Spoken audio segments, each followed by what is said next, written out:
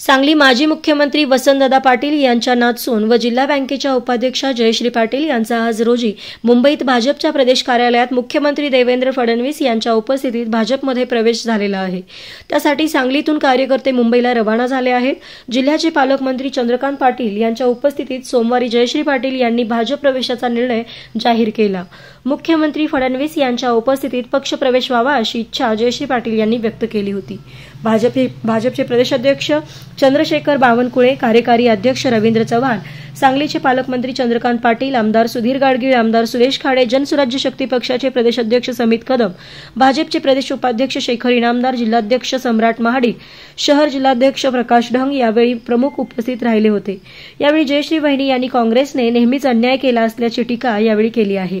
मदनभाऊ युवा मंचचे अध्यक्ष आनंद लेंगरे, कार्याध्यक्ष शीतल लोंढे, उदय पाटील यांच्यासह मदन पाटील गटाचे कार्यकर्ते 60 वाहनांमधून मंगळवारी मुंबईला रवाना झाले। भाजप प्रवेशानंतर सांगलीतही मेळावा आयोजित करण्याच्या हालचाली सुरू आहेत। भाजप नेत्यांच्या उपस्थितीत लवकरच मेळावा होईल असे सूत्रांनी सांगितले। निश्चितपणे आज आपण हा निर्णय घेतला।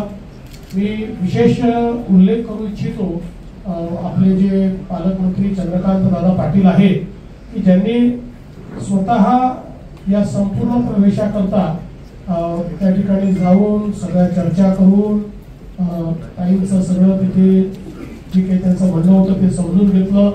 त्यात एक नीट मध्यस्थता त्यांनी दादांनी केली आणि त्या मध्यस्थतेतून दादांनी योग्य प्रकारे निर्णय झाला पाहिजे अशा प्रकारचा प्रयत्न हा त्या ठिकाणी केला। म्हणून मी चंद्रकांत दादा पाटील यांचंही अतिशय मनापासून अभिनंदन करतो।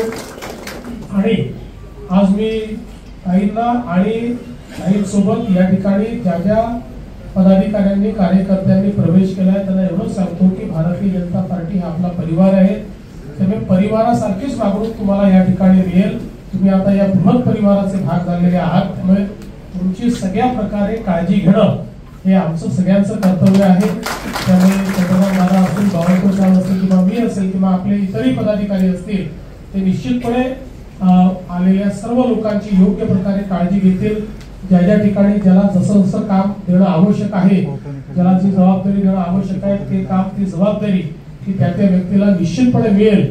कोणालाही या ठिकाणी आपण बाहेरून आलो आहोत अशा प्रकारची भावना होणार नाही। अशा प्रकारचा प्रयत्न आमचा हा निश्चितपणे असेल हा विश्वास या निमित्ताने मी आपल्या सर्वांना देऊ इच्छितो। मी पुन्हा एकदा जयश्रीताईंचं अतिशय मनपूर्वक भारतीय जनता पक्षामध्ये स्वागत करतो, सगळ्या कार्यकर्त्यांचं स्वागत करतो आणि माझं बोलणं संपवतो। धन्यवाद। काँग्रेसमधून सातत्यानं काँग्रेसमधून मोठी घराणी भाजपमध्ये दाखल होत आहेत। कुठेतरी काँग्रेसचं नेतृत्व सातत्यानं अपयशी ठरते किंवा चुकांमधनं बोध घेण्यात ते कुठेतरी कमी पडतं असं वाटतं। बघा, खरं असं आहे की काँग्रेस पक्ष एक प्रकारे दिशाहीन झालेला आहे। आम्ही देखील अनेक वर्ष विरोधी पक्षात काम केलं, कधी सत्तेत राहिलो, सत्तेत अलीकडच्या काळात जास्त राहिलो विरोधी पक्षात, त्याच्यापूर्वी विरोधी पक्षात जास्त राहिलो।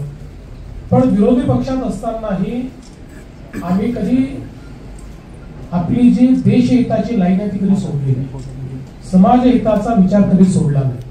आणि म्हणून समाज आमच्यासोबत आला, म्हणून लोक आमच्यासोबत आले, आम्हाला पुन्हा पुन्हा निवडून दिलं। आज दुर्दैवाने काँग्रेस पक्षामध्ये ज्या प्रकारे दिशाहीन नेतृत्व दिसत आहे, त्यामुळे ज्यांना काम करायचं आहे, देशाकरता समाजाकरता काम करायचं आहे, त्यांना आपलं भवितव्यच त्या ठिकाणी दिसत नाही। ज्या प्रकारचे निर्णय होतात, आपल्या सैनिकांच्याच विरुद्ध बोललं जातं, सेनेच्या विरुद्ध बोललं जातं, तर आता त्या कार्यकर्त्यांनी तोंड काय दाखवायचं? जर आपला नेता आपल्या सेनेच्या विरोधात बोलणार असेल तर कार्यकर्त्यांनी उत्तर काय द्यायचं? त्यामुळे मला असं वाटतं की एक प्रकारे मोठी निराशा ही आपल्याला त्या ठिकाणी काँग्रेस पक्षात पाहायला मिळते आहे।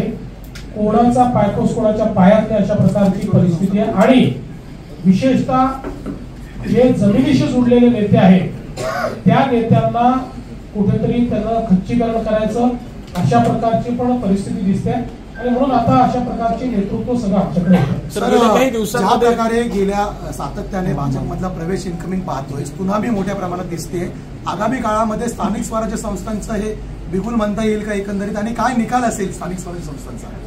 बघा, बिगुल तर तुम्हाला म्हणता येईल, पण आमच्याकडे चांगली मंडळी आम्ही पाहतच असतो आणि चांगली मंडळी दिसली की आम्ही पक्षात घेऊनच येतो.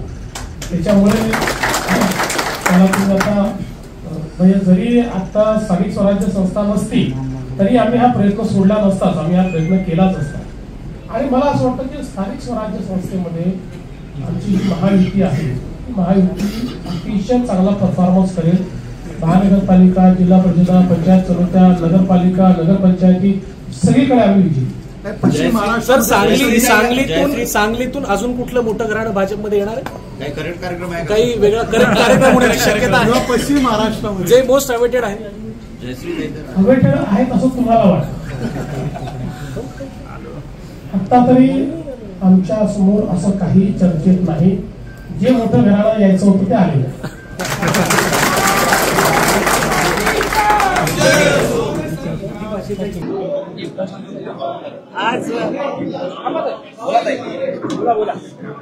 आज भारतीय जनता पार्टीत माझा आणि माझ्या सर्व कार्यकर्त्यांचा प्रवेश झालेला आहे. गेले म्हणजे 3 महिने झाले मी सर्व कार्यकर्त्यांशी बोलून हा निर्णय घेतलेला आहे. कारण सर्व कार्यकर्त्यांची सुद्धा इच्छा होती की आपण भारतीय जनता पक्षात जायचं आणि त्याप्रमाणे मी हा निर्णय घेतला आणि भारतीय जनता पक्षात आज प्रवेश केला. विधानसभा निवडणुकीमध्ये काँग्रेसकडून योग्य तो मार्ग मिळाला असं दाखवलेला आहे.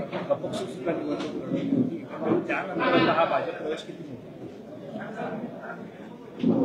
नाही, मागे म्हणजे गेली 10 वर्ष झालं मी राजकारणात आहे. कारण पहिले मदन भाऊ होते आणि मदन भाऊच्या पश्चात मी राजकारणात आले आणि ह्या सर्व कार्यकर्त्यांसाठी आणि सांगलीच्या विकासासाठी जे मदन भाऊंनी जे काम केलं होतं ते काम पुढे नेण्यासाठी मी राजकारणात आले आणि कार्यकर्त्यांची इच्छा होती म्हणून. पण नंतर आपल्याला माहिती की सगळीकडे अशी परंपरा असते की ज्या घरातील व्यक्ती जातो तर त्याच्यानंतर त्या घरातील व्यक्तीला काम करण्याची संधी दिली जाते. पण तसं आमच्या बाबतीत झालं नाही. दरवेळी आश्वासन देण्यात आलं आणि ते पाळलं गेलं नाही. त्यामुळे एक प्रकारे कार्यकर्त्यांवर सुद्धा अन्याय झाला.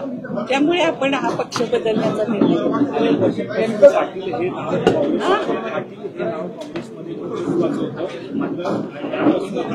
भाजपमध्ये हे नाव असणार काँग्रेसमध्ये भाजपवर तुम्ही सुद्धा बोलून दाखवलं होतं की अन्याय वारंवार झालेला आहे. काय सांगणार? अन्याय झाला म्हणजे आम्हाला मागच्या वेळेस सुद्धा जेव्हा वेळ आली तेव्हा आम्हाला डावलण्यात आलं आणि आम्हाला आश्वासन सुद्धा देण्यात आलं होतं तेव्हा. आणि आयत्या वेळेला नाही म्हटल्यावर आम्ही अपक्ष उमेदवारी ठेवली आणि अपक्ष उमेदवारी ठेवल्यानंतर आम्हाला पक्षातून काढून टाकलं. त्यामुळे कुठल्या पक्षात जायचं हा आम्ही विचार केला आणि त्याच्यानंतर भारतीय जनता पक्षात आम्ही थांबवण्याचा कधी प्रयत्न केला नाही का?